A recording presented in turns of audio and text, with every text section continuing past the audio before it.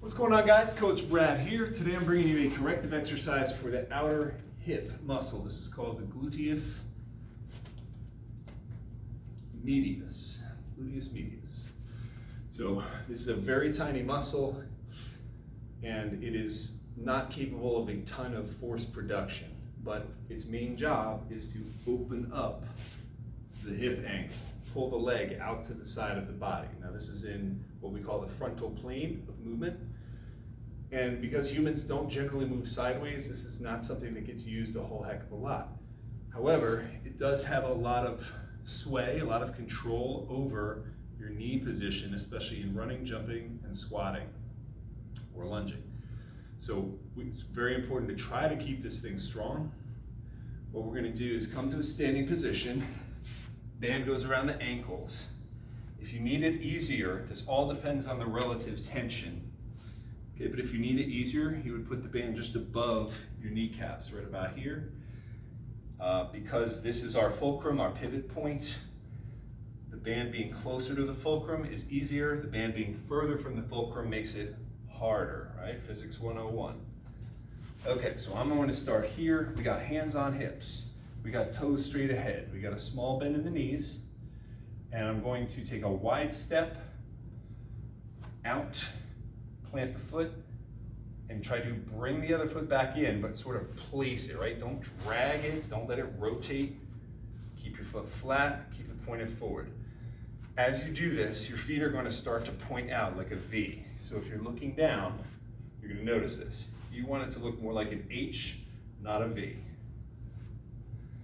You shouldn't hear any noise because you're not dragging your foot. All right, you want to also sense that your pelvis is level. You should not be side bending as you step. Don't do this. Do this. Another thing to watch out for, don't bring your feet completely together. If there's no tension on the band, this is doing you absolutely no good. You'll know you're doing it right because you're going to feel a burning on both sides, right about here. It's not quite in your buttock. Right over here, right over the hip joint. So this is a side step versus the loop. This is one of the absolute best exercises you can do in standing that will still strengthen your hips. Not the only one, but it's one of the best.